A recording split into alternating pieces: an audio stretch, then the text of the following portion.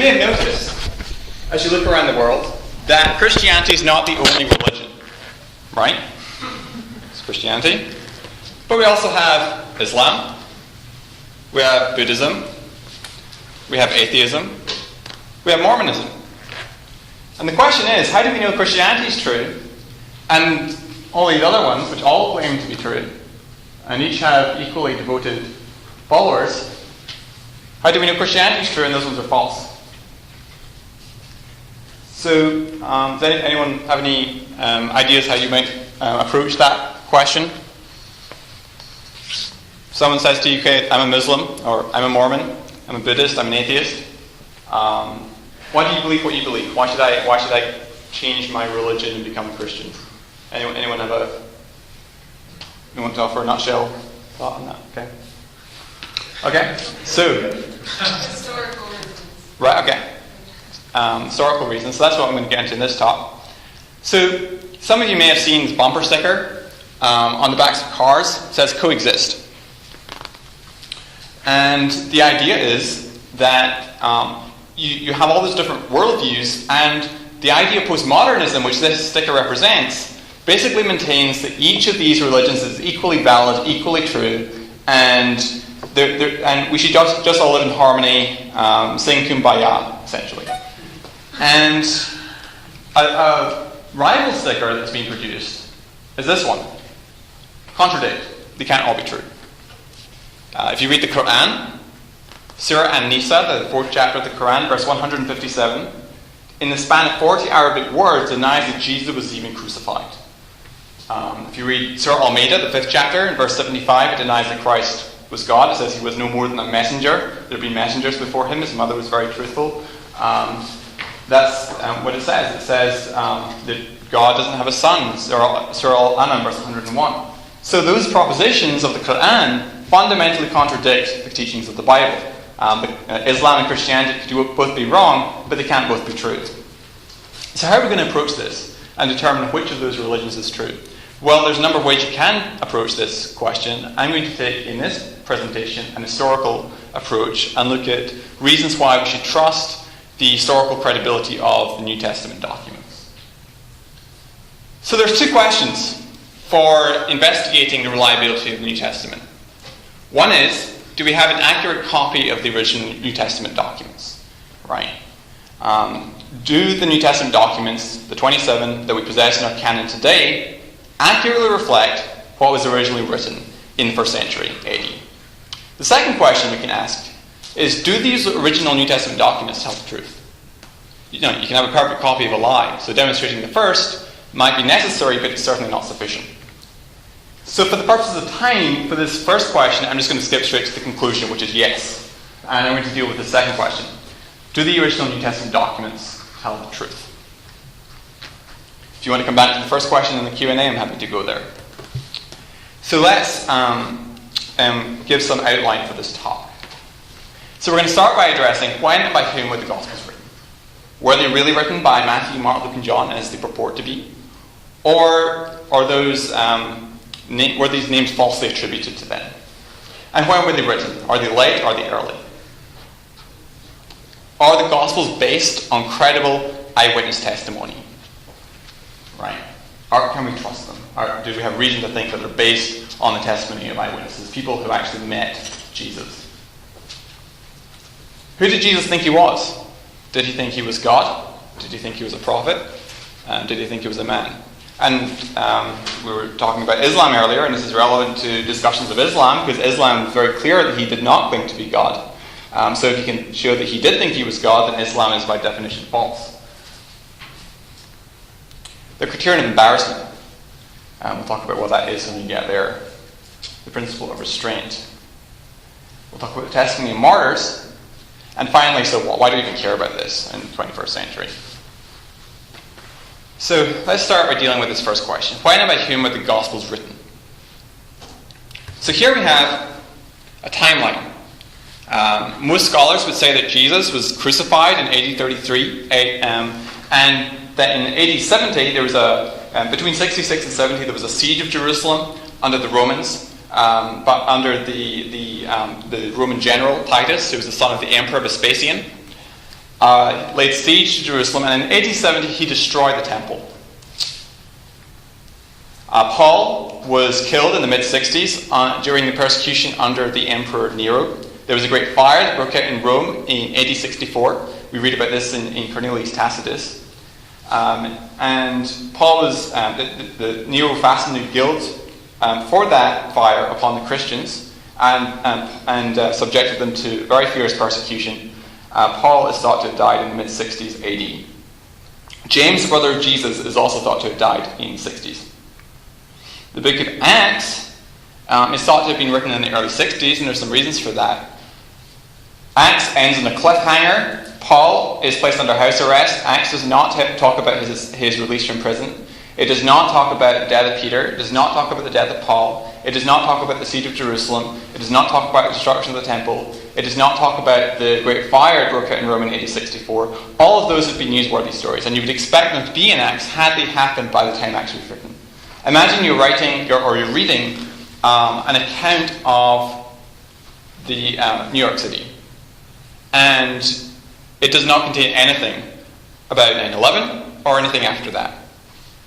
You would expect, well, this must have been written before 9/11 happened. Otherwise, if it was a history of New York City by a competent historian, it would certainly include the incident of 9/11, because that's a very newsworthy story. And so likewise, that's the argument for the book of Acts. 1 Corinthians, when the epistles of Paul was written, most scholars would maintain in the mid-50s AD. 1 Corinthians 15 quotes a creed, which most scholars would say dates back very, very early indeed.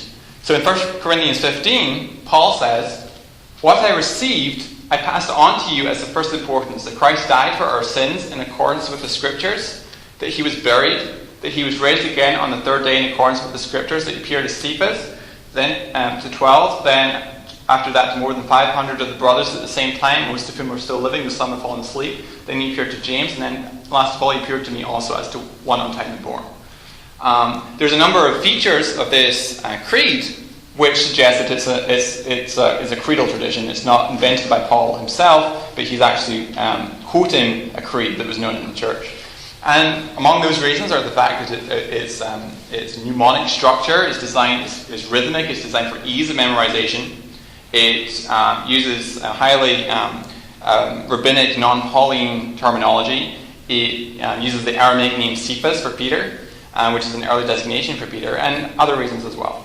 Moreover, in Galatians 1, we read that Paul, 3 years after his conversion, goes into Jerusalem to meet with Peter and with James, who are the very people mentioned in that creed. And so that's likely the place where he received that particular creedal tradition. So that's early. Now, the book of Luke has to predate Acts. Why? Because it was written, Acts was written as a sequel to Luke. And so Luke must predate Acts. Moreover, Luke is quoted in the book of 1 Timothy, written by Paul, in chapter 5, verse 18, where it says, "For the Scripture says, 'Do not muzzle the ox while it's treading out the grain,' which comes from Deuteronomy, and 'the worker deserves his wages,' which comes from Luke." He quotes them both. He quotes them as scriptural, which suggests that Luke is early as well. 1 Corinthians 11 also quotes directly from Luke in connection with the Lord's Supper, saying, "The Lord Jesus, on the night he was betrayed, broke bread, giving thanks for it, saying, 'Do this in remembrance of me.'" Direct quotation from Luke, which suggests again it may be even earlier still. Luke is thought to be literarily dependent upon Mark. Most scholars would say that Mark was written first. The early church tended to say Matthew was written first. But if Luke was literarily dependent upon Mark, then Mark must predate the writing of Luke. These are the undisputed works of Paul: Romans, 2 Corinthians, Galatians, 1 Corinthians we've already talked about. Now, I may be going out on a limb here, but I would suggest that the writings of Paul had to be written before he died. So here we have the writings of Paul written before his death in the mid-60s. Most or all the New Testament, I would submit to you, had to be written by AD 70. Why? There's not a whiff of the siege of Jerusalem or destruction of the temple. Even John's Gospel, which most scholars would say dates to the 90s, says in John chapter 5, verse 2, Now, there are colonnades by the Sheep Gate, and of course, the whole temple, including the colonnades and the Sheep Gate, were destroyed by the Romans in AD 70, and the fact that it uses the present tense may suggest that it was pre-70, even though the early church fathers tended to date it to later than that. So it's an open question, I think, but it's certainly something which is arguable. And this is the age of the eyewitnesses. If you compare this to something like Arrian and Plutarch's biographies of Alexander the Great, they lived some 300 years after the death of Alexander the Great. And so this is very, very early records concerning the life of Jesus. So, how many of you have heard of this man? A few of you. This is Bart Ehrman. He is a well-known critic of Christianity. He wrote a number of books. He's written a number of books arguing against Christianity. He's a textual critic. He works with manuscripts and looks at textual variants and that type of thing. One of his books is called Jesus Interrupted. And he says, some books, such as the Gospels, have been written anonymously, only later to be ascribed to certain authors who probably did not write them, apostles and friends of the apostles. Really, Bart? Well, here we have a number of attestations of authorship from the early church, the early Christian movement, and you can see those are for the most part late 2nd, early 3rd century. We have Tertullian, who lived in Carthage. We have Clement, who lived in Alexandria. Irenaeus of Lyon. The Muratorian fragment is the earliest canonical list of the books of the Bible. It contains about 22 of the biblical books, maybe 23. Justin Martyr was a well-known apologist who lived in the 2nd century. And there's also Papias of Hierapolis, whose works have been lost, but he's quoted in Eusebius, and so we have some of his work that's preserved there. And you'll notice that you have a wide geographical spread of attestation. Irenaeus lived in France. Papias lived in Hierapolis, modern-day Turkey, in Asia Minor, as it was known then.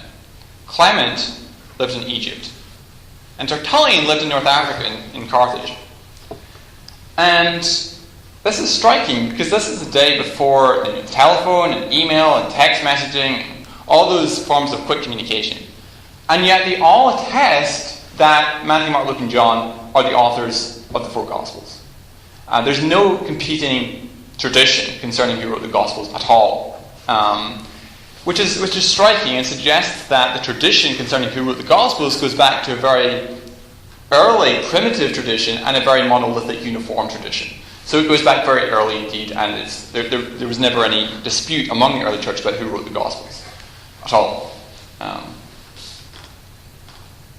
So there are no oral authorship tradition for any of the 4 Gospels. Secondly, it is curious that the Gospels of Mark and Luke are attributed to these individuals. Why not attribute them to high-profile figures, right?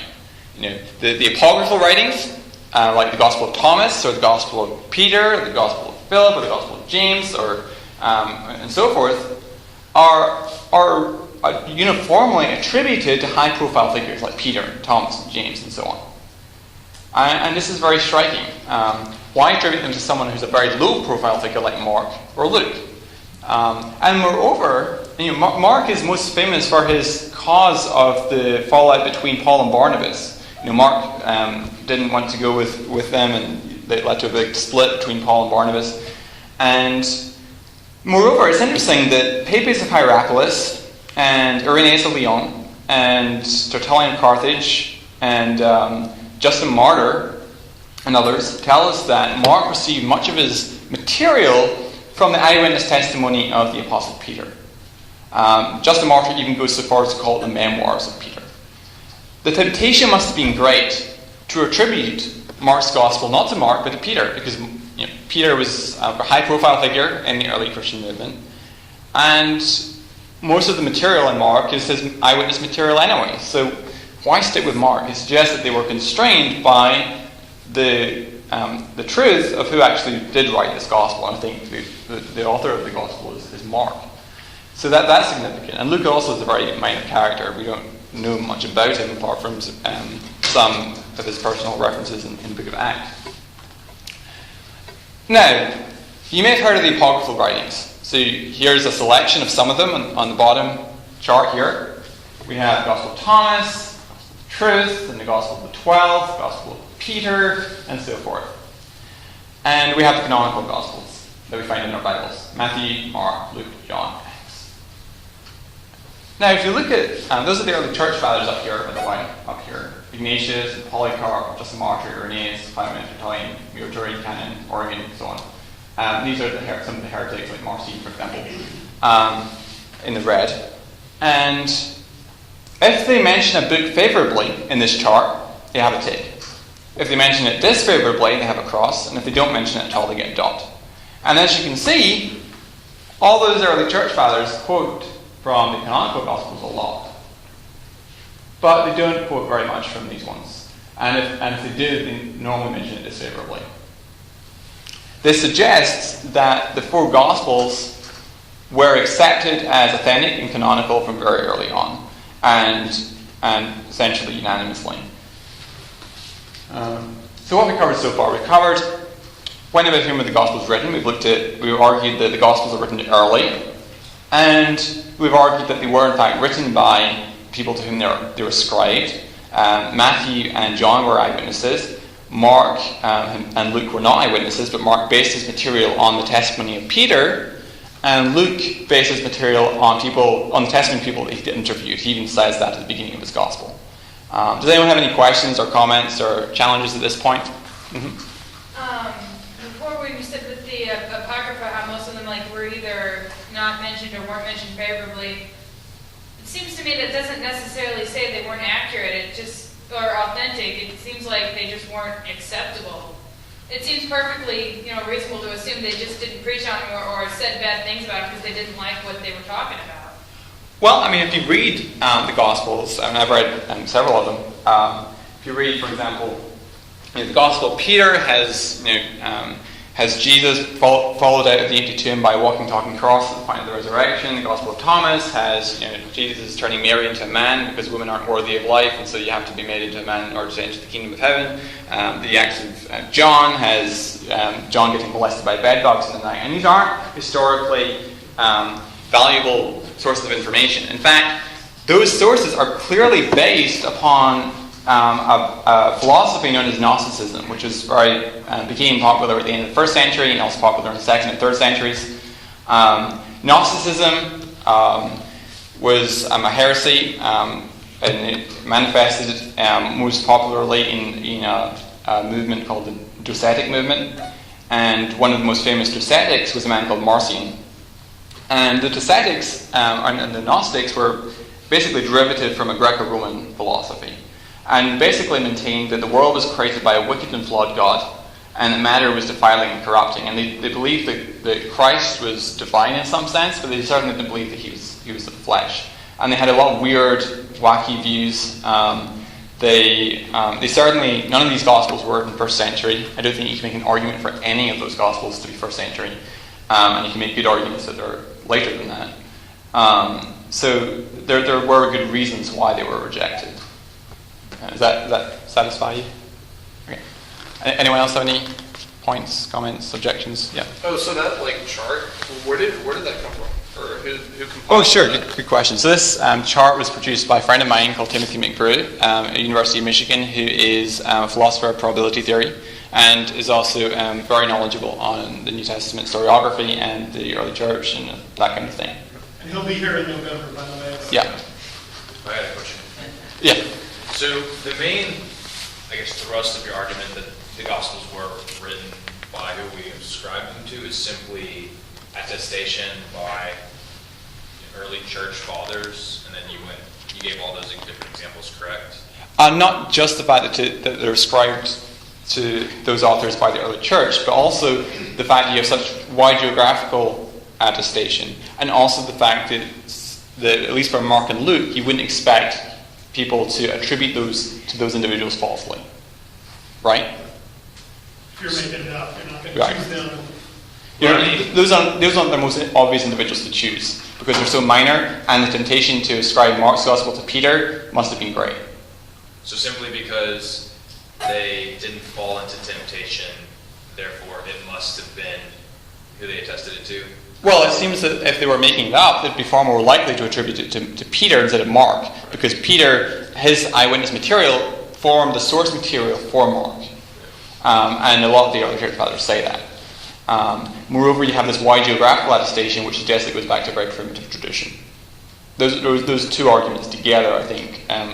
Plus, there are no rival. And there's no rival authorship traditions as well. Oh, right. So, because you mentioned that Paul said this has been passed down to me. Well, that's a different point. So that was 1 Corinthians 15, which is the creedal statement of Paul. Well, how do you know Paul just didn't make that up? Well, I went over that. So there's different things. There's different features of 1 Corinthians 15.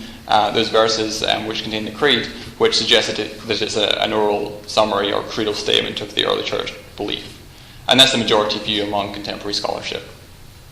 What do you mean? So whenever you say contemporary scholars, like, what does that even mean? New Testament scholars. So like across the spectrum, from study the New Testament for a living. Yes, that's correct. Across the spectrum, from liberal to conservative.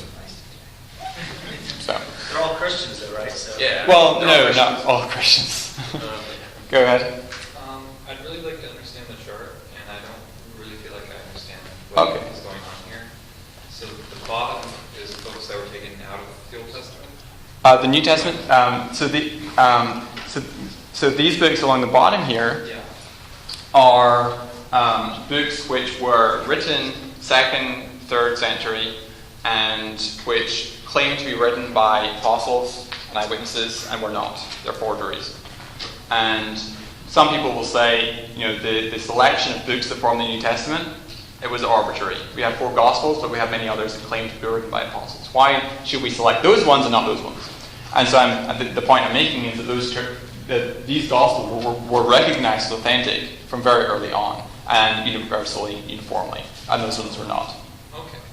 That's basically the argument there. Thank you. Well, isn't that just an argument from silence, though, to say that they didn't recognize those as authentic simply because they failed to mention them as authentic? Well, the books that were recognized as authentic became very popular in the early church and were used and quoted from and cited. That's the way the early church wrote. I mean, if you read the early church writings, they often quote from books they regard as scripture. They don't quote from books they don't regard as scripture. So like every time I take a source like IR, that's Irenaeus, and a check mark means he quotes Matthew favorably, he quotes Mark favorably, Correct. He quotes Luke favorably, he quotes John favorably, he Yeah. quotes Acts favorably. He doesn't quote. He doesn't quote anybody else except Oh, sorry, the truth, and that's unfavorably. Is that correct? So Irenaeus doesn't quote. Irenaeus quotes in the Gospel of Truth, but not favorably. Right. That's the point. Yes. Who's M, and why does he have like a check and a cross? Oh, Marcion is so the M is Marcion, who's a heretic. The guy I mentioned, who's a ascetic.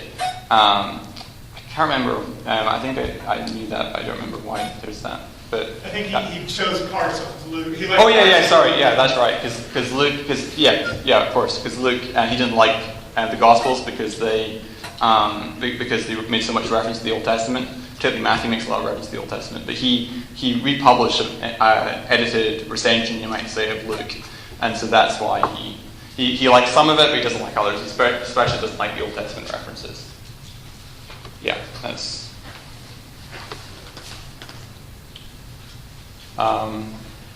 So are the Gospels based on credible eyewitness testimony?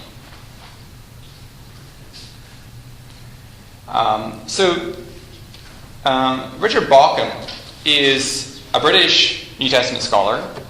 He is, I think, currently at St Andrews University. He's formerly worked at Cambridge.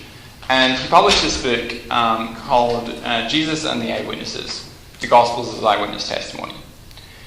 And this book, one of the arguments that he makes in this book, of many, is based on a study of Jewish personal names. It's based on a study of 3,000 different Jewish names.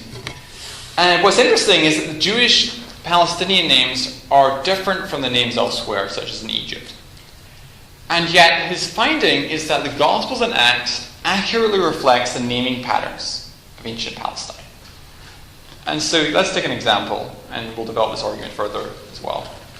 So here you see the rank of these names outside the New Testament, and number of New Testament individuals. There is a correlation here. You may not think it's very impressive, but we'll move forward. So I just want to establish here there is a correlation between the number of New Testament individuals and the rank outside the New Testament. Now you look at the rank in Egypt versus the rank in Palestine.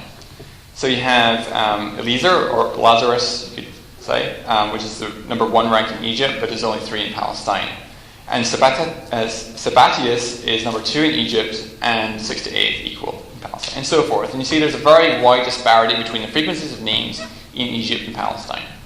And so what I'm going to suggest with this argument is that the author of the Gospels is in close geographical and temporal proximity to the events we're talking about, because they're familiar with the naming patterns.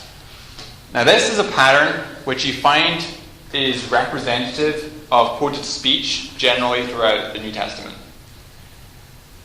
I'm going to give you one example.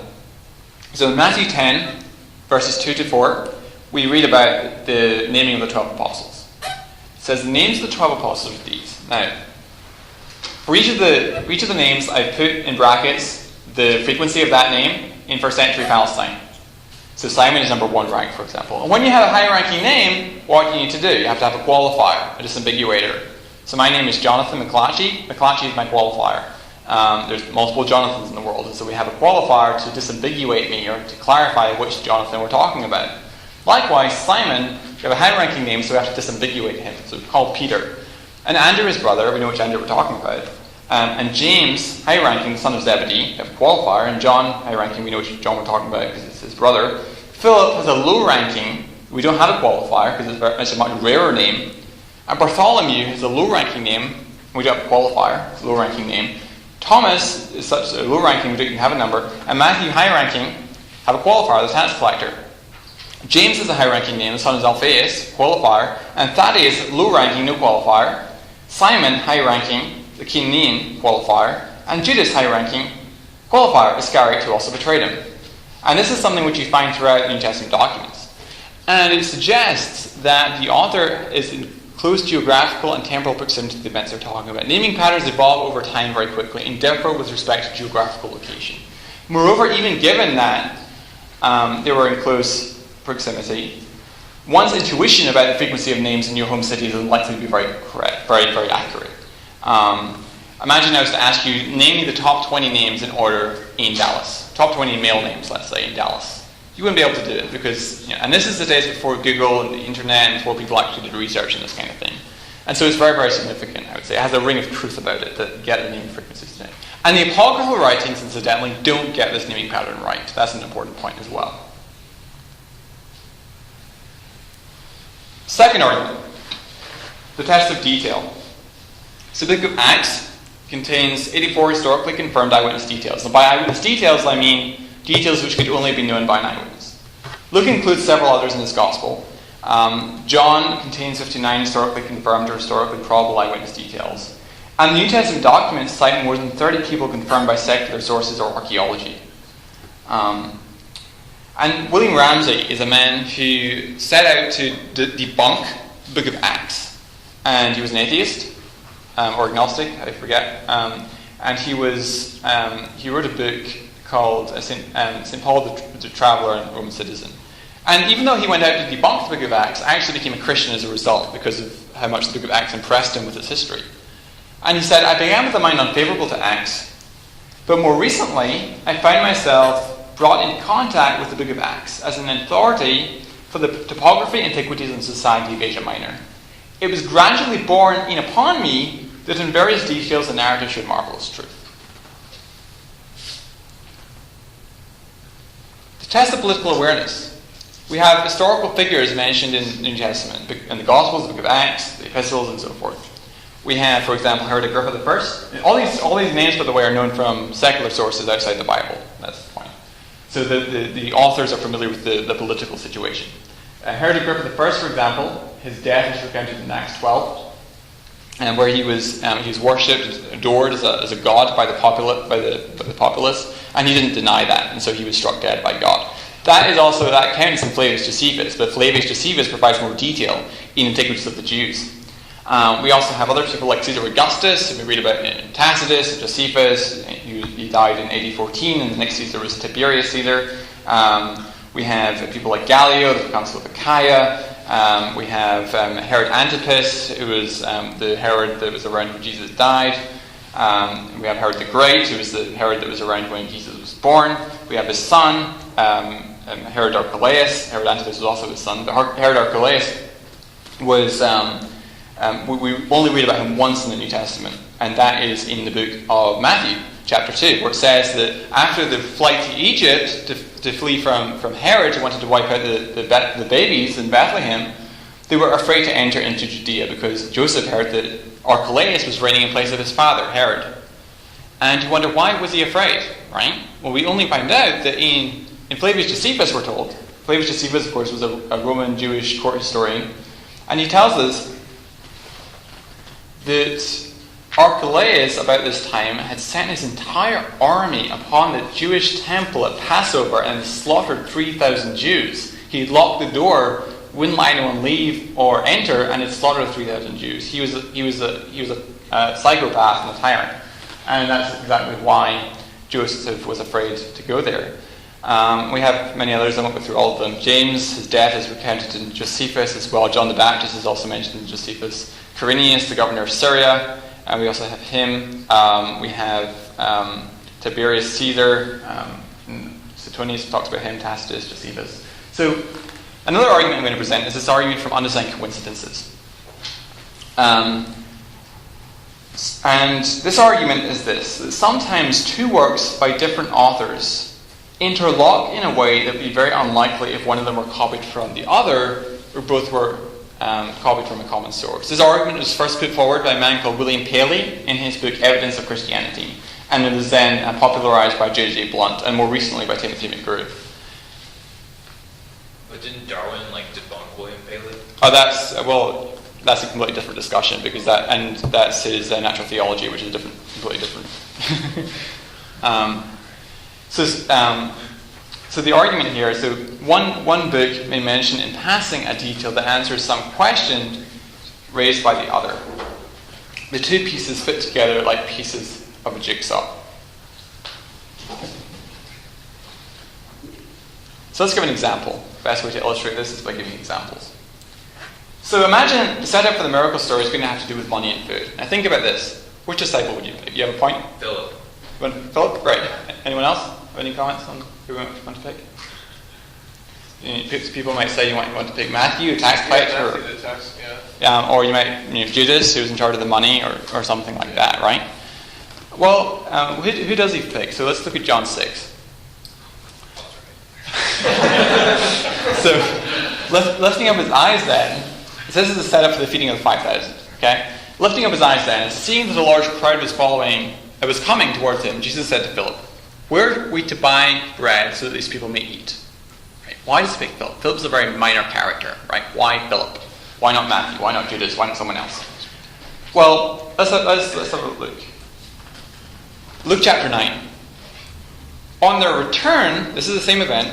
It's a parallel passage. On their return, the apostles told him all that they had done, and he took them and withdrew apart to a town called Bethsaida. When the crowds learned it, they followed him. Now, let's put the pieces together. So these came to Philip, who was from Bethsaida in Galilee. That's from John 12, verse 21. Philip was from Bethsaida. Wait a minute. Wasn't that where the feeding of the 5,000 took place according to Luke? Luke doesn't mention Philip in this context at all. Just says he turned to the disciples. John doesn't mention Bethsaida as the setting of the miracle story. Only by putting the pieces together in those independent accounts can we make sense of why Jesus speaks to Philip in John chapter 6, verse 5. It's an interlocking, undesigned coincidence. So what's the significance of this? Well, I would argue that this is what I would call a death by a thousand mosquito bite type of argument. One undesigned coincidence might be an accident, like having two unrelated pieces of a jigsaw puzzle put together just by chance. But if we have discovered numerous undesigned coincidences crisscrossing the documents, it becomes ridiculous to insist that they are all just accidental. Let's take another example from the same event. Mark's account of the feeding of the 5,000. And he said to them, "Come away by yourselves to a desolate place and rest a while, for many were coming and going." Why were the people coming and going? And they had no leisure even to eat. Then he commanded them all to sit down in groups on the green grass. So we have two questions here. So, why were the people coming and going? And about that green grass. The grass in Palestine is brown. throughout most of the year. But there's a very narrow window of time, about the time of the Passover, when the grass is actually green because of the different levels of rainfall. And it so happens that John chapter 6 verse 4 fills in this missing detail. The Jewish Passover festival was near, which makes sense not only of the green grass, but why there were people coming and going in Luke's account. So you see all these different pieces of the jigsaw coming together. Another example, one more. This is from Mark 14 verse 58 and Mark 15:29. And the parallels of this are in Matthew 26:61 and Matthew 27 verse 40. We heard him say, I will destroy this temple that is made with hands, and in 3 days I will build another not made with hands. So this is when Jesus, before Caiaphas the high priest, at his trial. And false witnesses step forward and they lie about what he said. And this is, Jesus never said this. And then when he's on the cross, you have a similar scenario. And those who passed by derided him, wagging their heads and saying, aha, you who would destroy the temple and rebuild it in 3 days. Jesus didn't say this. But what did he say? Neither Matthew nor Mark tell us. But both tell us about this misrepresentation of what he said. Nothing in the Synoptic Gospel provides a pretext for this accusation. This is from John chapter 2, verses 18 and 19. So the Jews said to Jesus, what sign do you show us for doing these things? Jesus answered them, destroy this temple, and in 3 days I will raise it up. So John gives us a pretext. John gives us the original statement of Jesus, but not its use as an accusation. The Synoptics give us the misrepresentation, the caricature of the accusation, the straw man, but not the original statement. So neither of these is copied from the other. Those are independent accounts, and yet they converge on this. And this is significant. It suggests that that's in fact an authentic saying of Jesus. Blake. So can you explain why they couldn't have just all had the gospel of, say, Mark, Matthew, Luke, and Luke, and then finally John writes something with the knowledge of these other gospels, so that they basically had that knowledge, and then he wrote John that way? To explain this mysterious detail, I did think, history is not. Matthew and Mark are unlikely to. I think if you're making up a story, you're unlikely to leave details hanging like this, where you make up a saying which has no pretext. Did Jesus claim this? We're not told at all in Matthew or Mark. It raises suspicions and questions. Why on earth did Saint Jesus said this? Did he make a false prophecy? But John fills in this missing detail and gives us a pretext and gives us some sort of context of what he said. And I think this is a very powerful way to argue. And I think if this thing is authentic, it suggests that Jesus really did predict his pending death and subsequent resurrection, which again shows that Islam is false for one thing, and I think also reveals something about his divine self-understanding, because it suggests that the Jews believed the temple to be the dwelling place of God. It suggests that he regarded his body as the dwelling place of God, because here he is using the temple as a metaphor for his body, as the context reveals if you read John 2. How do you know that, for example, maybe an early church monk went in and just redacted a bunch of information from this to make it look like these were undesigned coincidences because he felt people I've never heard that argument before. But I did think... I thought redaction was kind of a big deal. Well, you would expect to find some textual evidence for that if that was a large-scale phenomenon. And you would expect to find some evidence in history if that was a large-scale phenomenon or large-scale editing of the text. Moreover, there's different... with a free transmission, you have multiple lines of transmission, and so it's very difficult to actually do something like that. Anyone else have any comments before I move on? Time travelers, you don't know. So I have a question. Yeah. So obviously a lot of these objections don't hold much water. What is a common objection among scholars that don't necessarily believe the four Gospels were accurate or reliable? What among scholarship, what tends to be more objections that hold more water, I guess? Sure. Okay. So there's a number of objections I could talk about here. I could do a whole lecture on just this topic. Oh, okay. But I give one or two if you want. It's briefly. Maybe just one. Okay, I give one. So Matthew and Luke. So Matthew tells us the birth of Jesus took place when Herod the Great was reigning as king in Judea. Luke tells us that Quirinius was governor of Syria at the birth of Jesus, and they reigned about 10 years apart. Herod died in 4 BC. Quirinius began his reign in Syria in 6 AD as governor. So that's the argument that you have a discrepancy there in the dating of the Nativity. Whereas a common way to respond to that is to say that Quirinius reigned twice, because there was a stone discovered where you have a description of a Roman authority. He's not named because it's been weathered, but his description matches Quirinius, and he reigned twice. So that would be one common way of responding to that. And I could give a lecture on that topic. So we're going to talk about who did Jesus think he was, so the divine self-understanding of Jesus. Did he regard himself as God or not? Jesus is reported by Matthew and Mark to be ignorant of the date of his return. In Matthew 24 and Mark 13. It says, "No one knows the date of the hour, not even the angels in heaven, nor the Son, but only the Father." No early Christian is going to have invented that saying, because they clearly believed he was God. Why are they going to ascribe to him limited knowledge or ignorance? There's a textual variant in both those cases where the phrase "nor the Son" is omitted from the manuscript. And it's far simpler to suggest that was omitted because of its awkward nature, rather than inserted at a later point.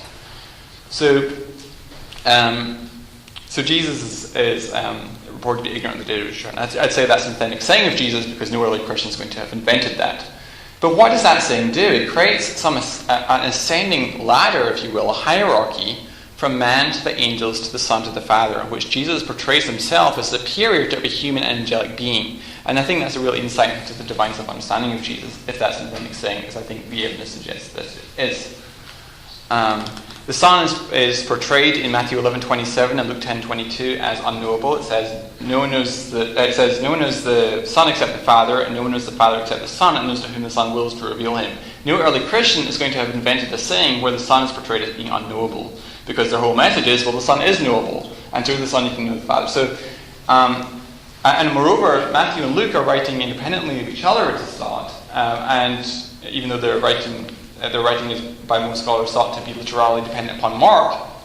And so the fact it appears in Matthew and Luke but not in Mark suggests that it goes back to an earlier tradition. Some would call it the Q material. So that suggests that it might be authentic, and yet it suggests that in Jesus' self-understanding, he regards himself as a unique and special revelation of God the Father to mankind. Jesus self-identifies. His favorite self-designation is Son of Man, which references back to Daniel 7, where Daniel says, "In my vision at night I looked, and there before me was one as a son of, coming on the clouds of heaven, who looked like a son of man. He approached the Ancient of Days and was led into his presence. He was given authority, glory, sovereign power. All peoples, nations, men of every language worshipped him. His kingdom is an everlasting kingdom, not be destroyed. His dominion and his dominions won't last forever." So he claims to be one who is worshipped, despite the fact that Isaiah 42:8 says, "No one shares the glory of Yahweh." And Jesus told the devil, "Worship the Lord your God only," in Matthew 4, Luke 4. And yet, the early church don't refer to him as the Son of Man for the first 120 years after his death, which is interesting. That's his favorite self-designation. It fulfills what historians would call the criterion of dissimilarity. And Caiaphas ripped his clothes and yelled blasphemy when he claimed to be the Son of Man in his interrogation. The Jewish concept of God and messianic expectations. So the Jews believed in, you have to understand something about the concept of God and what they understood by the Messiah. And the Messiah, in their expectation, would be someone who would lead a rebellion against the Roman authorities and establish a Davidic reign, not someone who would be a divine human figure. And their concept of God, or I should say also the crucifixion. Why have a crucified deity? The Christians were mocked for this belief. And the concept of God, C.S. Lewis puts it in Mere Christianity like this, that God had been hammering into them for centuries that there was only one of him, the sort of God he was. Then comes the real shock. Among these Jews, there suddenly turns up a man who goes about claiming as if he is God. He claims to forgive sins. He claims he has always existed. He claims he's coming to judge the world at the end of time.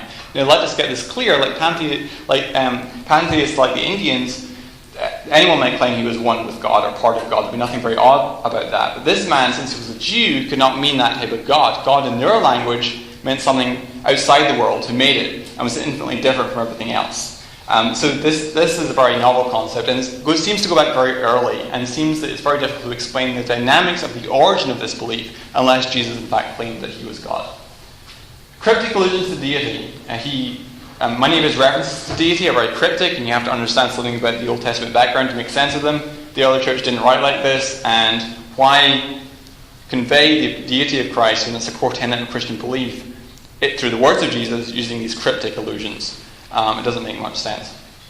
And then we've got implicit Christology. For example, Jesus calms the storm. He does things which only God can do. Psalm 89, Psalm 107, that's a clear reference back to that. And there's, I would get into that if I had more time, but so move on. The criterion of embarrassment. So this is an argument. This is a criterion that historians use when they're trying to establish what happened in the past. And so basically the argument goes like this. That if an author or authors report an event which is awkward or embarrassing to them or counterproductive to their cause, it's probably true, because you're not going to make that kind of thing up. And so the disciples in the Gospels are portrayed as being dim-witted. They fail to understand what Jesus is saying on multiple occasions, like, beware of the yeast of the Pharisees, oh, forgot to bring bread, that kind of thing. They just misunderstand him multiple times. They are caring. They're uncaring. They fall asleep on Jesus not once but twice during his greatest hour of need. They make no effort to give Jesus a proper burial. Who gives Jesus a proper burial is Joseph of Arimathea, a member of the Jewish Sanhedrin who had condemned Jesus to the cross. They're not going to make something like that up. They are rebuked. Peter's called Satan by Jesus. That's in Mark's Gospel. Peter was responsible for much of the material in Mark. You imagine Mark writing his Gospel and saying, "Hey, Pete, I'm going to have the Lord call you Satan. Is that fine?" It suggests that that's in fact authentic because Mark records it, and Mark was the orator of Peter, if you will. So Paul rebukes Peter for being wrong about a theological issue in Galatians 2:11. They are cowards. Peter denies Christ 3 times. The disciples run away. The women are the brave ones. They're the first witnesses to the empty tomb. And by the way, in patriarchal ancient Palestine, the testimony of women is not highly regarded. The fact that they're the primary witnesses to the empty tomb suggests that they in fact were, because you're not going to make that kind of thing up, especially if you want to sell a story about a resurrection. That's significant. They are doubters. Despite being taught several times that Jesus would rise from the dead, the disciples are doubtful when they hear of his resurrection. Some are even doubtful after they see him risen. Thomas even doubted after he got to see Jesus face to face. Jesus himself is portrayed in an embarrassing and awkward light. He's considered out of his mind by his own family who season to take him home. He is deserted by many of his followers. He is not believed in by his own brothers. He's thought to be a deceiver. He turns off Jewish believers to the point they want to stone him. He's called a madman. He's called a drunkard. He's called demon-possessed. He has his feet wiped with the hair of a prostitute, and that could easily have been seen as a sexual advance. He's ignorant of the date of his return, as I just alluded to. And he's crucified despite the fact that anyone who's hung on a tree is under God's curse. And the Christians were mocked for this belief in the crucified deity. There's graffiti in Rome, which has a portrayal of a crucified donkey, and a man staring in adoration. And the caption is, Alexandros worships his God. Justin Martyr had a 2nd century dialogue with a Jewish philosopher by the name of Trypho. And Trypho said to Justin Martyr, "These and such like scriptures, sir, compel us to wait, for he who is Son of Man shall receive from the Ancient of Days the everlasting kingdom. But this so-called Christ of yours was dishonorable and inglorious, so much so that the last curse contained in the law of God fell on him, for he was crucified." You're not going to make up a story where you have a crucified deity, especially. The principle of restraint, this is a quick argument. Not once does Jesus address many of the major topics of controversy and debate in the early church, including whether believers had to be circumcised, how to regulate speaking in tongues, what roles were open to women in ministry, and so forth. And that's significant because you're not...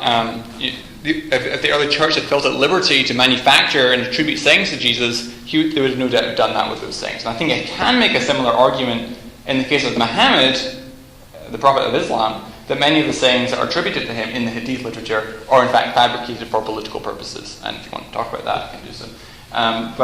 The next argument is the testimony of martyrs.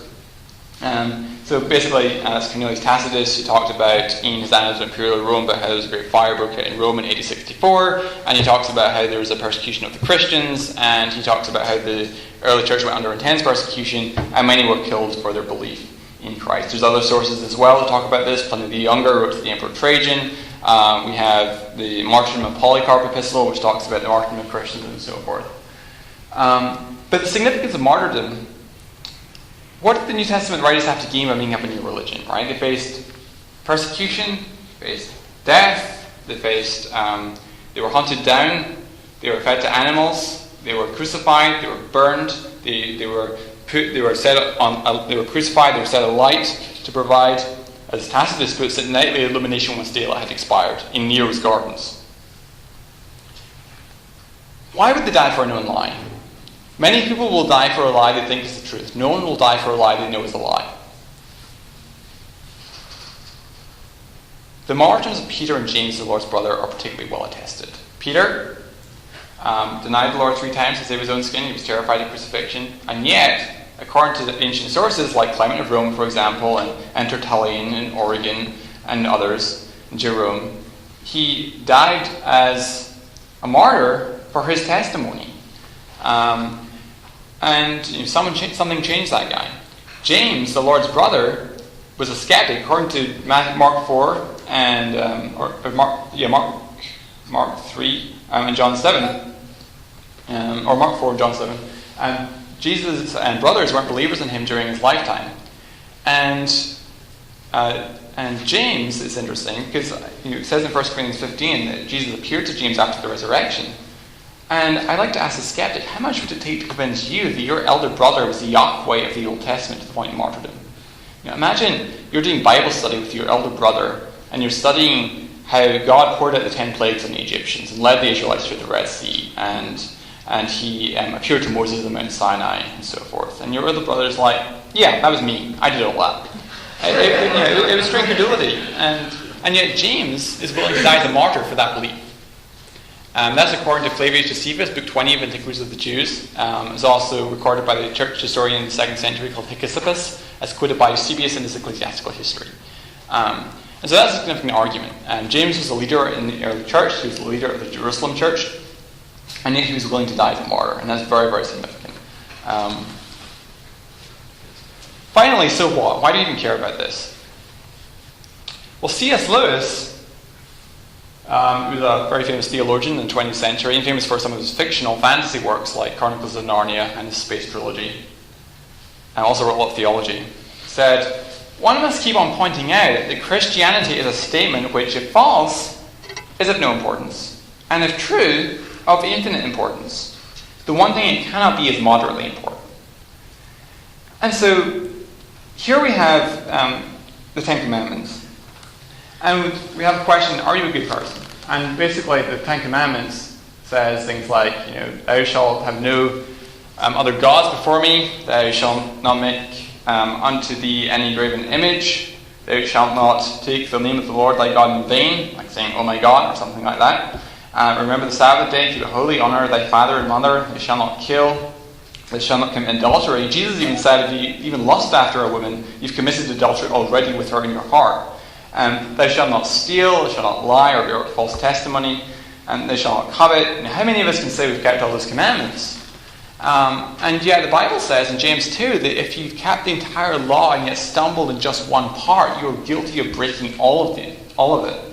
And so Romans 3:23 says that we've all sinned and fallen short of the glory of God, and we're all condemned because of our sin. And what's the most terrifying truth one could ever know about God?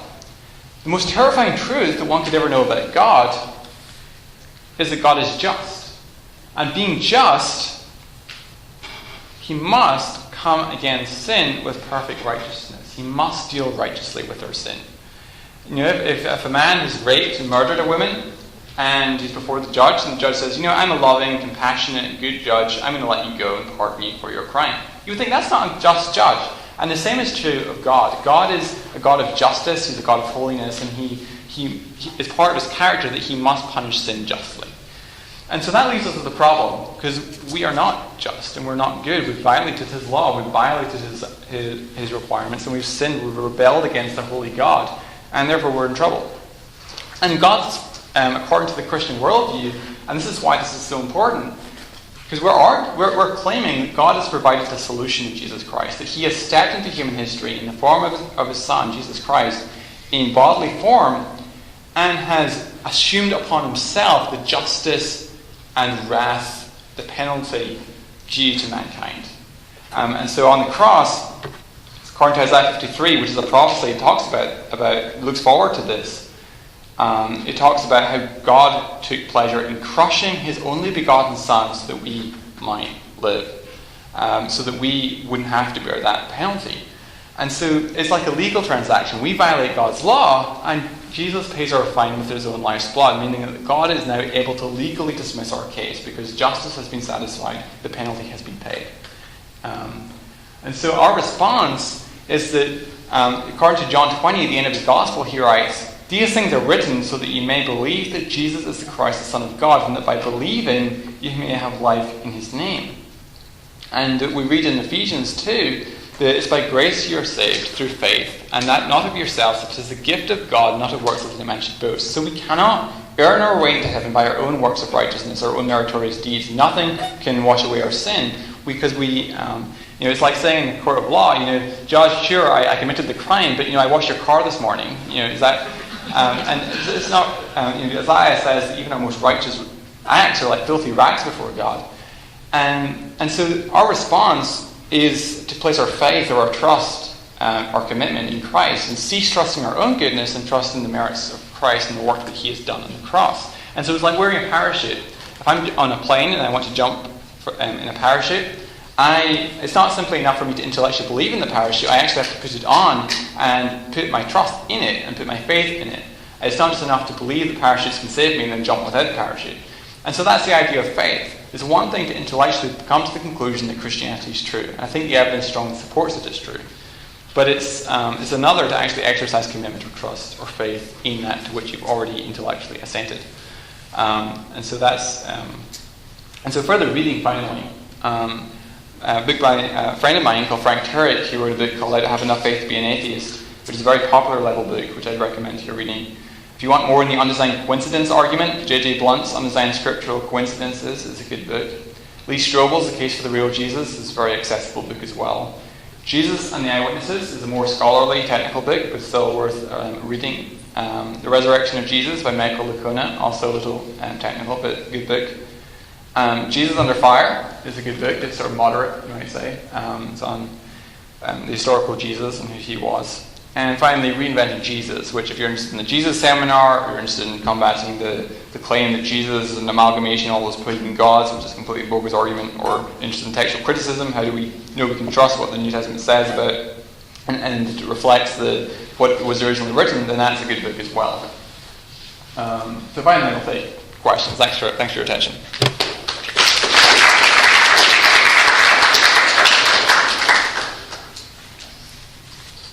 We took a few questions during the sessions. I don't know if anyone has any remaining questions that they want to ask, or challenges, objections, criticisms. Blake. Of all these arguments, which do you find the most persuasive?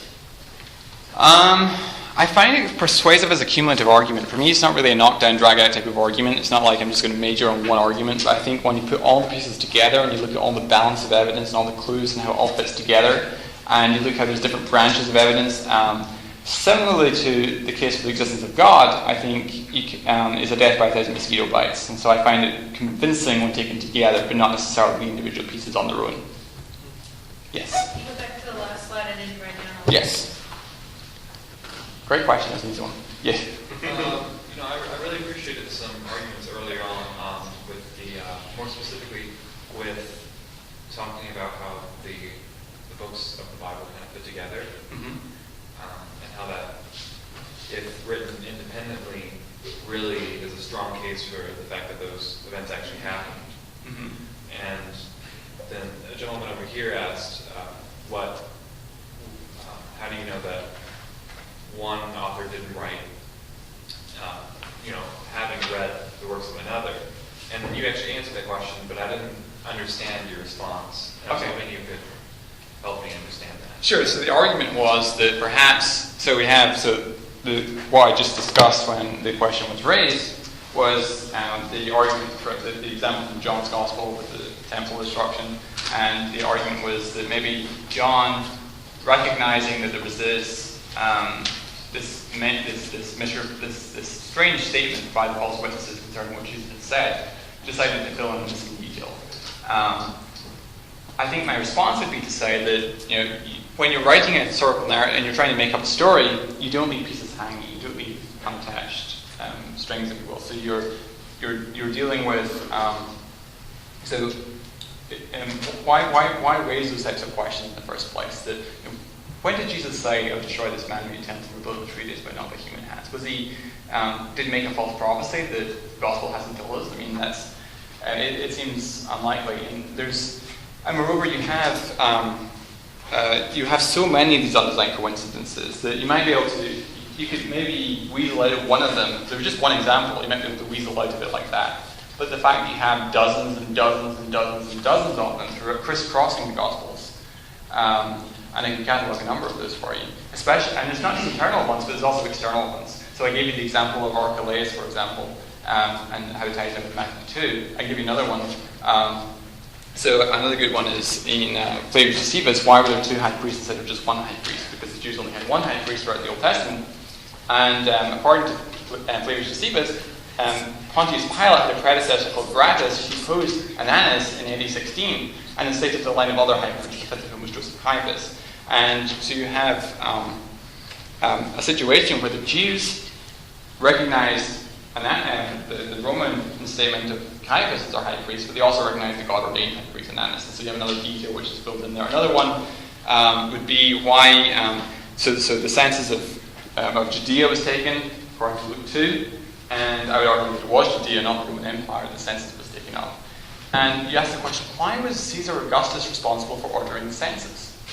But we read in Flavius Josephus, in Antiquities of the Jews, that there was a claim that was made by a man called Silius that Herod the Great had sent his entire army upon the Arabians and then laid waste to Arabia. And Caesar Augustus wasn't too happy about that because he'd not been consulted. And so he writes, according to Josephus, to Herod the Great sharply, saying, "I previously used you as my friend, now I will use you as my subject." And he loses the right of taxation. And people in Judea have to swear an oath of allegiance to Caesar Augustus. And so that explains why Caesar would order the taxation rather than Herod. And you have all the external ones as well as internal ones. You have dozens of internal ones. And while one of those might be explicable in that way, I don't think all of them can be reasonably. Yeah.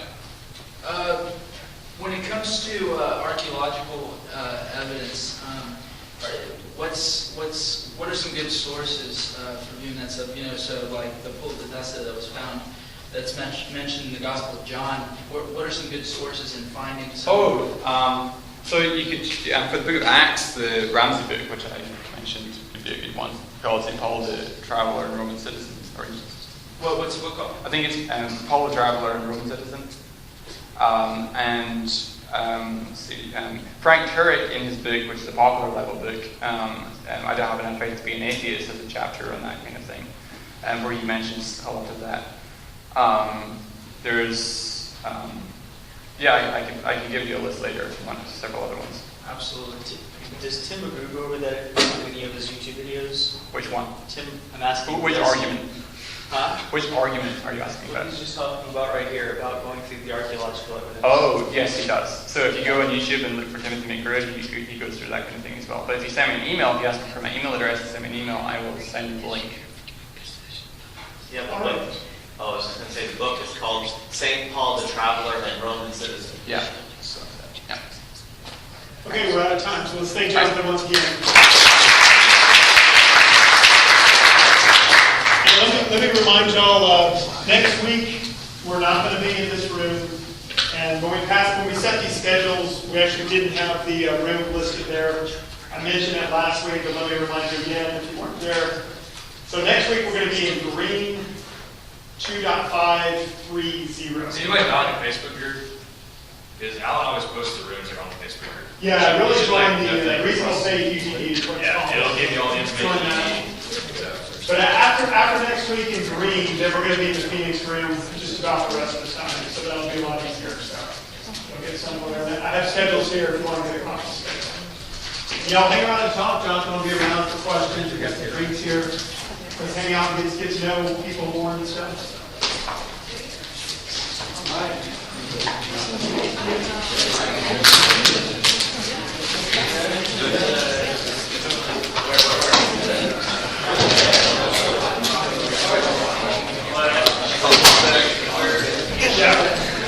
Hey, how you doing? I've never heard of that.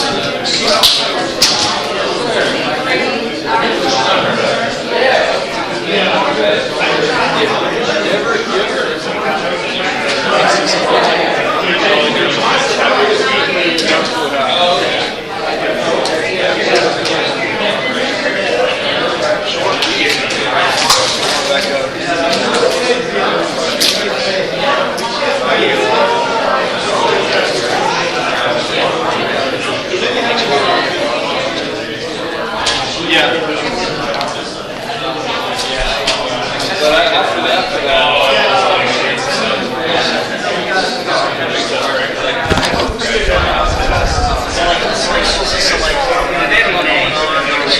Alan will go first, and then Lydia gets to respond, and she'll say something. I forgot to Claps, you know, because